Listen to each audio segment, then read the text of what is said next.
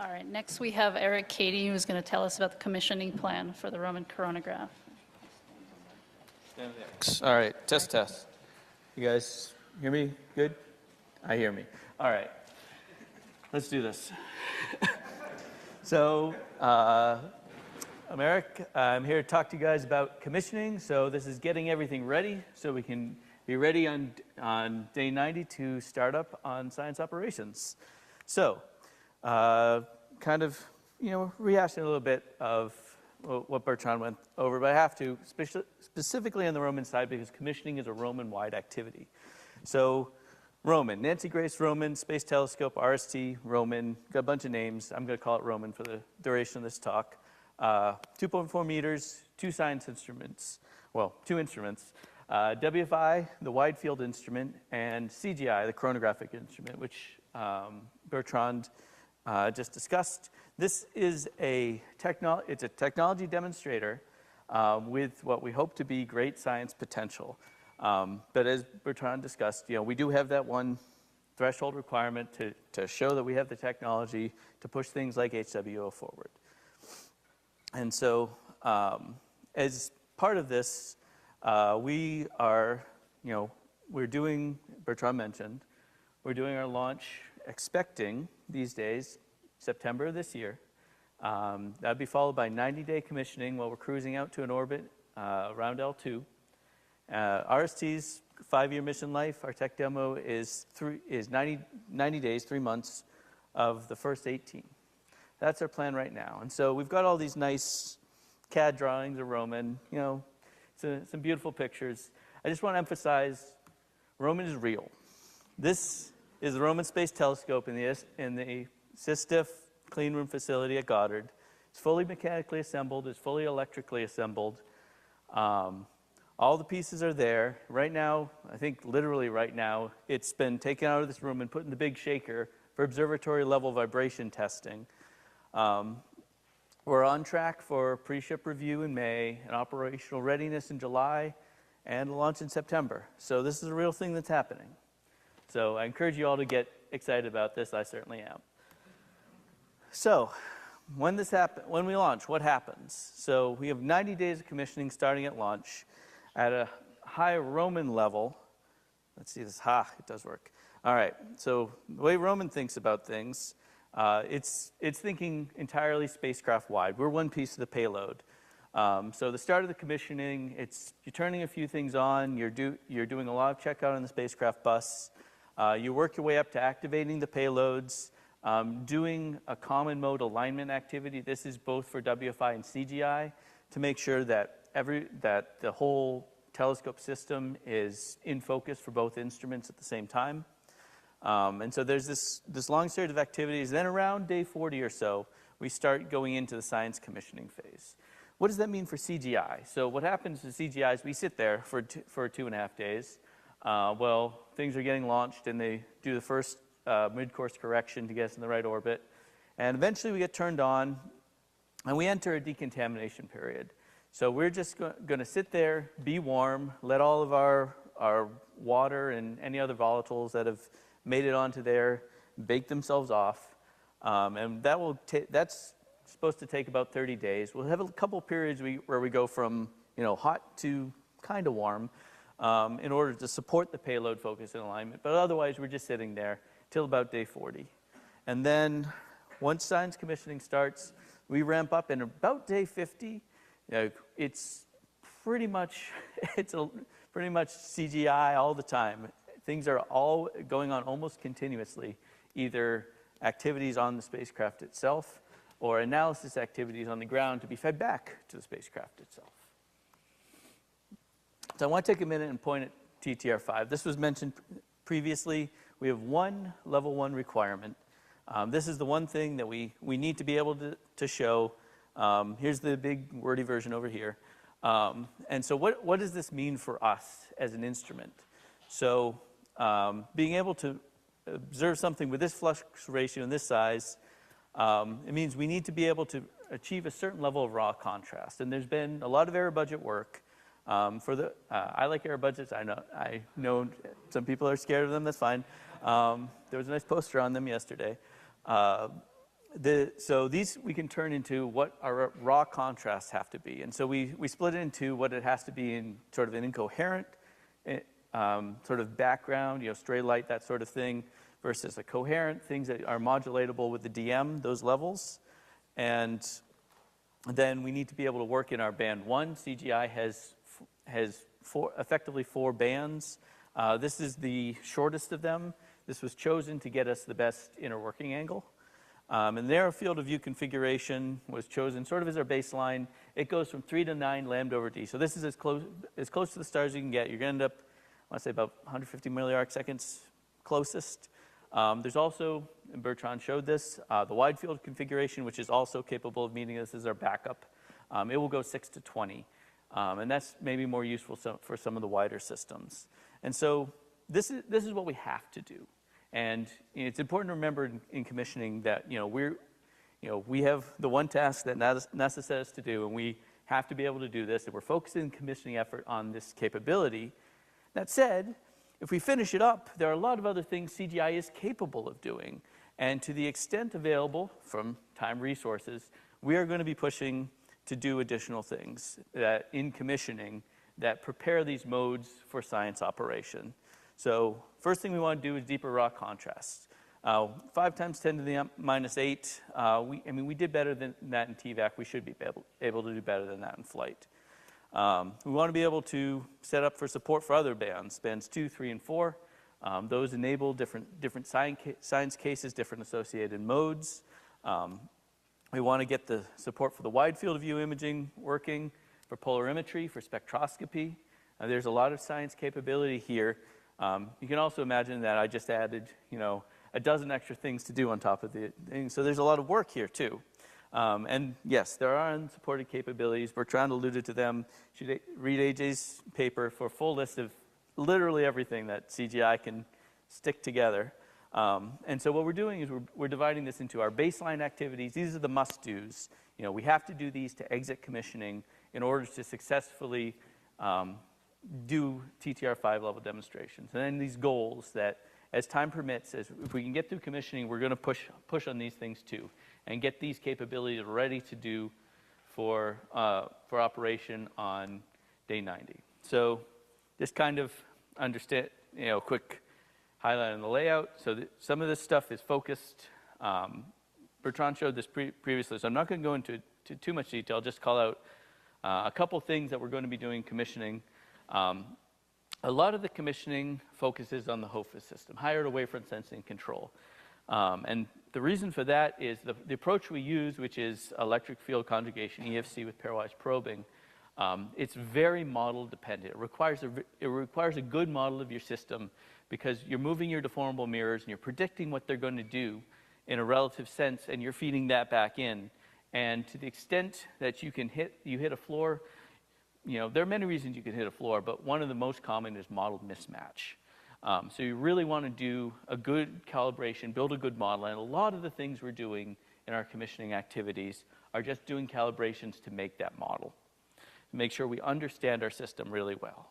The other piece of this that we're doing a lot of calibration on is the LOFIS system. So Roman is, it's moving around, it's got reaction wheels, it's got to move its antennas. And so we have a lower wavefront control system that takes the reflection off the focal plane mask and to a dedicated wavefront sensing camera. The masks are set up as Zernike wavefront sensors, so we're getting that phase converted into intensity. We're doing this for tip tilt control. The data is coming back at a kilohertz. As tip tilt control is primary, one of our goals, our unsupported capabilities, are also to do focus control and control of higher order modes. Notionally, these are low order Zernikes, astigmatism, coma, trefoil, primary spherical, to be able to do these with the deformable mirror itself, creating the shape of that Zernike. And so, we've tested this. We do, would expect this to work. If it enables additional performance, we're hoping to push this forward and get this working on Sky. So a lot of the commissioning is focused on the HOFIS and LOFIS. Whenever we do a new mode, just to be clear, we have to set up both of these things. And that's part of why commissioning additional modes takes a while is you have to have all the data to build the HOFUS model. You have to bootstrap up a LOFUS model so you can close it on a different set of coronagraphic masks. And all of these things just take some time. So commissioning planning, it's actually coming along very well. We've been doing this since 2024. Things are pretty mature. We're following something kind of web-like. We're using commissioning activity requests, cars as a step. Everything we're going to do is in a car. And so there's enough, these contain enough information to work through it. You have all the commands you're going to send, all the visits you're going to build are in these, a description of what's happening. And then they're reviewed by all relevant stakeholders. Eventually, they get the check mark and they're formally put in the timeline. And we also do these as practice. There's things called mission readiness tests, MRTs, which are basically dry runs, dress rehearsals. You want to do these things in operation, you try them out first with everybody in the room, or in rooms spread out over the country, realistically, and make sure that it does work as expected. And we're doing these right now. There's actually an ongoing one that's lasting for several weeks on planning, and then every couple weeks we're doing ones where we're rehearsing some activity like launch or a day in the life, things like that. So, and just to be clear, we're doing this car planning. It's not a car. It's not happening. So that's how it gets into the timeline. So just to kind of give a scale of what's happening, we have 39 cars that feed the baseline. And then to do these additional stuff, we've got 19 additional goal ones. And like I say, these are what we call compressible. If we run out of time, some or all of the goals will be postponed. We'll prioritize keeping the ones that either support TTR5 better, like doing more nulling iterations, that can't be done during standard ops. These are the ones that require real-time commanding. And we'll sort of deprioritize the ones that you could just go and run on a standard day. So that's our priorities here. And so the plan right now, we're freezing these in April, and after that, I'm getting the boot. Okay. After that, our commissioning is pretty well nailed down. And so I'll kind of flash these up real quick. We're looking at 6 exit criteria to get out of commissioning. Basically, these map to CGI works. Limited functional test is check out of all the electronics, copper paths. Do all the things in CGI work as expected. We want to do wavefront flattening. This is a separate activity from HOFUS to have sort of a good starting point for all of the coronagraphic modes and even non-coronagraphic, just I'm looking at a star. Bootstrap, LOFUS setup, HOFUS setup. We want to do a full HOFUS nulling in band 1, all the way down to what we can get in 40 iterations. Hopefully we expect this to be compatible with TTR5, and then we'll do an RDI sequence. We want to have this good starting point. We also want to functionally exercise all of the pieces that we're going to run in standard ops to make sure there are no surprises.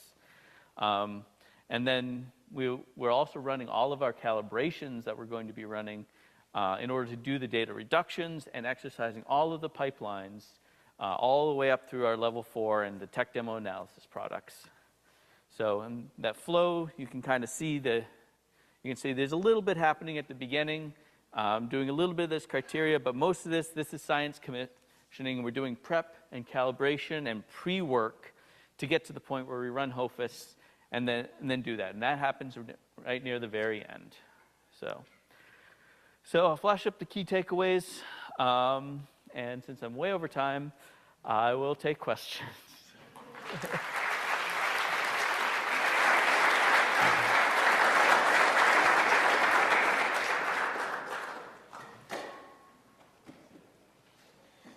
Question here in front first. Okay. Great talk.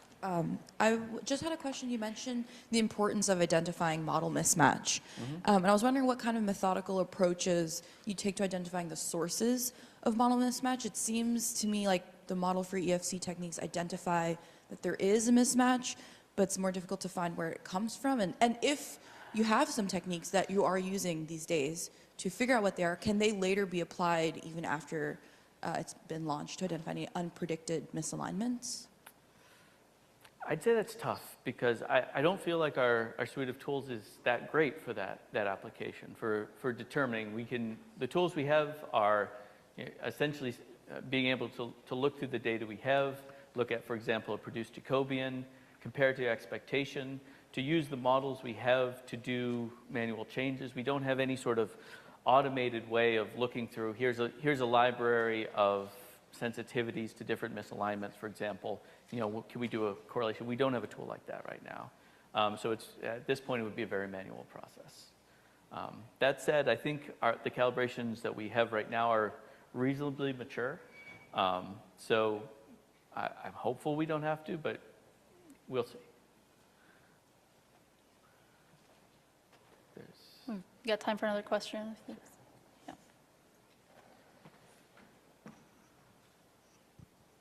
Hey, Eric. Thanks. We've heard a couple times that we're expecting performance to be better in flight than in TVAC.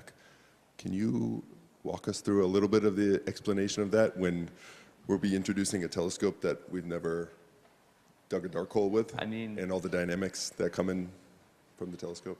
I think the reason to expect it, I would say longer term, is that we essentially have a longer time scale to work on it.